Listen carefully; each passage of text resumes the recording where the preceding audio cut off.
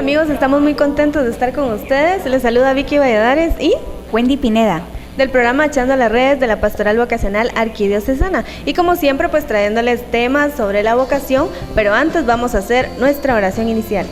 Así es, amigos, vamos a invocar a la Santísima Trinidad diciendo en el nombre del Padre, del Hijo, del Espíritu Santo. Amén. Padre bueno, te damos gracias por nuestras vidas, te damos gracias por nuestra familia, nuestros amigos y sobre todo nuestros trabajos, actividades y todo lo que nos permite realizar para poderlos iluminar con tu luz. Gracias, Señor, por la vocación de cada uno de nosotros, también porque siempre sigues llamando. Te pedimos, Señor, que tu palabra y tu voz resuene siempre en nuestra mente y en nuestro corazón para que podamos responder con el mismo amor con el que tú nos llamas. Amén. Amén. En el nombre del Padre, del Hijo, del Espíritu Santo. Amén. Amén. Fíjate, Wendy, que realmente yo creo que sí ya estamos avanzando en esto de la vocación al hablar de los estilos de vida específico. ¿Y por qué les digo esto? Porque ya se habló de la vocación laical, sus 3 estados, y en el programa anterior se habló de las religiosas, pero sin hábito, pero que apoyan las parroquias. Pero ahora tenemos algo diferente. ¿Qué nos cuentas, Wendy? Así es, amigos, realmente estamos invitándoles a descubrir todo esto, lo que es la vida religiosa. Ya habían visto ustedes y la sorpresa de todos, ¿verdad? Que hay religiosas que no utilizan el hábito, ¿verdad? Como una barrera en la sociedad. Pero lo más importante es de que si no las han descubierto ustedes en su parroquia, también hay religiosas que están apoyando algunos proyectos comunitarios. Y es lo que vamos a compartir con ustedes hoy, a las religiosas sin hábito, pero que desarrollan proyectos comunitarios. Por supuesto, y al hablar de proyectos comunitarios, ¿cómo dirán, verdad? Pero ¿cómo así proyectos comunitarios?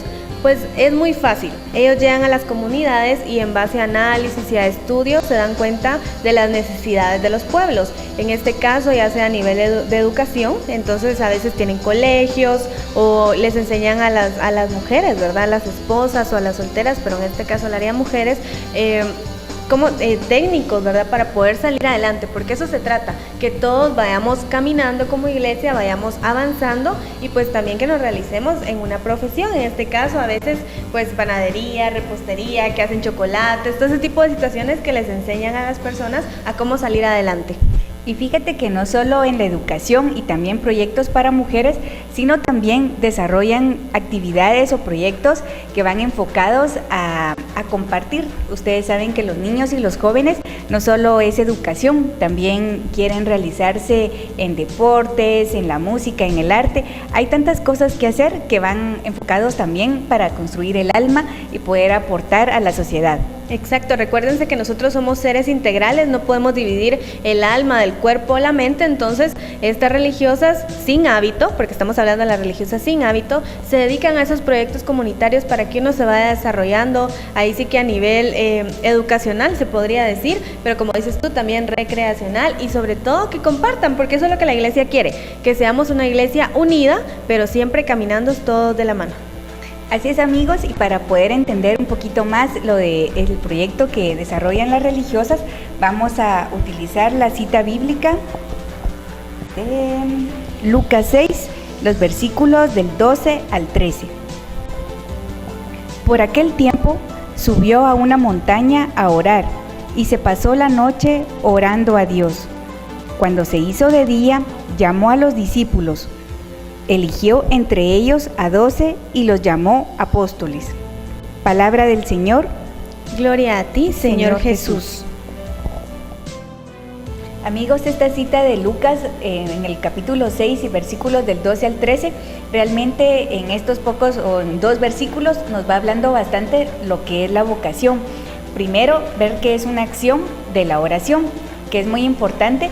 Vemos cómo Jesús inicia todo este llamado y todo orándole al Padre. Realmente es intercesión de Jesús que pide por cada uno de nosotros para encontrarnos en la vocación y en ese camino a la felicidad. Vemos que luego que Jesús subió y estuvo en oración toda la noche, baja y escoge a sus discípulos. Dice que dentro de a todos ellos van 12 a los que ellos llaman apóstoles y son los que él escoge para que puedan continuar en este camino. Y es lo que realmente hacen las religiosas. Vemos que son personas de diferente cultura, de diferente preparación y hasta nivel de fe, pero realmente todas ellas van trabajando, todos ellos van trabajando con un objetivo, ¿verdad? Y sobre vivir en comunidad. Claro, Wendy, también hay que tener algo en cuenta. Recordemos que hablábamos también que bajo ningún punto de vista hay que hacer distinción entre las religiosas con hábito y sin hábito, porque ninguna es más que la otra y ellas también hacen los votos de pobreza, castidad y obediencia. Y recordemos también que para los que quieren leer y quieren informarse, porque vale la pena, fíjense que a veces en la iglesia tenemos ese déficit que no nos interesa realmente informarnos y formarnos, entonces hay que formarse, en especial en qué es la vida consagrada. También ya hemos mencionado que hay una exhortación apostólica del Papa Juan Pablo II que nos habla de la vida consagrada. El documento se llama así, Vida Consagrada. En los numerales 21 empieza explicando cómo es que se debe vivir la obediencia, la castidad y la pobreza. Entonces hay que tomarlo en cuenta. Estas religiosas sin hábito que apoyan proyectos comunitarios también hacen estos 3 votos y viven, porque eso sobre todo, ¿verdad? Lo viven. Entonces, por favor, bajo ningún punto de vista, fíjense que ustedes dirán, ¿por qué lo recalcan tanto? ¿Por qué es tan importante? Porque como tú mencionas, en muchas ocasiones el hábito puede ser un impedimento para que alguien se relacione o que entren las religiosas, entren las religiosas a una comunidad, a una parroquia o algo así. Pero por otro lado, también el hecho de no tener hábito, entonces a veces implica que hay una poca credibilidad en la vida consagrada sin hábito, porque dicen, bueno, pero es que ella se ve como tú, como yo, ¿qué las hace diferentes?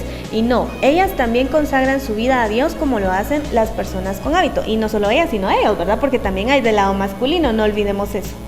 Sí, es muy importante lo que tú nos mencionas con los documentos de la iglesia. Realmente cuando uno empieza a investigar, se van a dar cuenta de que en la iglesia hay todos los documentos que van a afianzar, ¿verdad? O son la base de cómo es que viven estas comunidades. Es muy importante que nosotros también sepamos sobre esos, los consejos evangélicos que tú mencionabas de la pobreza, la castidad y la obediencia, porque no solo, las religiosas son los que lo viven más porque hacen esos votos, pero todos realmente estamos invitados a vivirlos como cristianos católicos o como bautizados más bien, ¿verdad? Por supuesto. Entonces, hay algo muy importante. También, independientemente del documento, que es la exhortación apostólica de la vida consagrada, hay más documentos sobre la vida consagrada, ya sea en un carisma específico, porque mencionábamos que hay diversos carismas, pero lo importante es que vivan los consejos evangélicos. En el programa anterior la hermana Raquel lo mencionaba, ¿verdad? Decía, sobre todo, que vivan y que tengan ese encuentro, esa comunicación con Cristo, y eso es lo importante. Si ustedes consideran que en un momento dado tienen esa espinita o de cómo es una religiosa sin hábito, cómo viven, qué hacen, pues les comento que acá en Guatemala hay religiosas sin hábito que apoyan proyectos comunitarios. Y lo más importante es que no solo, a veces cuando pensamos en lo de la pobreza o en comunidades que están en riesgo, a veces imaginamos en los departamentos, en alguna aldea y cosas muy lejanas, pero lo importante es que tanto en la capital, ¿verdad? O en la ciudad, en la región metropolitana, también vemos que ya hay varias áreas que están son necesitadas o que están, con el flagelo, lo que es la violencia y todo eso, ¿verdad? Entonces las religiosas también integran esos proyectos para poder iluminarlos con la luz de Cristo, es decir, darle también opciones a los niños y a los jóvenes en cómo desarrollarse, como les mencionábamos, en deportes y en otras artes, y poder expresarse sobre todo. Por supuesto. Recordemos también que, como tú dices, lo importante es, ellas buscan el desarrollo del joven, pero también que ahí sí que esté dentro de la sociedad viviendo esa fraternidad, viviendo en paz, porque es lo que se quiere a nivel nacional, a nivel de Guatemala. Entonces ellas nos ayudan en esta área. Realmente es importante, como les menciono, si ustedes tienen dudas, más adelante vamos a estar mencionando algunas congregaciones que en Guatemala existen de religiosas sin hábito que apoyan proyectos, pero sobre todo vale la pena que empecemos a analizar, ¿verdad? Que digamos, bueno, ¿cómo es eso? ¿Será que Dios me está llamando por esa área? ¿Será que Dios quiere que yo renuncie a mi estado de confort en el que estoy ahorita, que me siento bien, para algo mejor para mi vida? Entonces esa es la pregunta, es la cuestionante que todo joven se debe de hacer. Dios me está llamando para algo más importante de lo que estoy haciendo ahora, algo que va a dejar una huella en este mundo, algo que va a marcar no solo mi vida, sino la vida de las demás personas que me rodean. Eso es lo que tenemos que preguntarnos. ¿Qué es lo que si el día de mañana tú te murieras, qué es lo que tú crees que una persona podría decir de ti? ¿Qué fue lo que él dejó? ¿Qué me dejó a mí? ¿Qué hizo que me acercara más a Dios de esa persona? Esas son las interrogantes que hay que hacernos y, ¿por qué no?, pensar en un estado de vida consagrado, en este caso, sin hábito. Y sabes, Vicky, realmente todas estas preguntas es muy importante hacérnoslas. Y a veces no le encontramos respuesta o se vuelve como un círculo, ¿verdad? Estamos con la misma pregunta y no logramos encontrar esas respuestas. Entonces por eso leíamos Lucas 6, porque él nos menciona, ¿verdad?, que con todo esto es la oración, ¿verdad? Todas estas preguntas las hacemos con alguien que es amigo y que está más interesado muchas veces en nuestra felicidad que nosotros mismos. Y es en la oración donde nosotros nos vamos haciendo todas estas preguntas de lo que sentimos en nuestro corazón. Muchas veces sentimos tristeza, soledad y tantas cosas, o sentimos estas ansias en nuestro corazón de algo más, que Dios nos está invitando a hacer cosas realmente mayores. Es dejarlo todo, pero para ganarlo todo. Por supuesto. Entonces podemos concluir, Wendy, con que se necesita mucha oración y humildad. Pero, ¿qué te parece si mejor nos vamos a zona 16 con las Carmelitas de la Enseñanza, que nos pueden explicar más qué es una religiosa sin hábito que apoya proyectos comunitarios?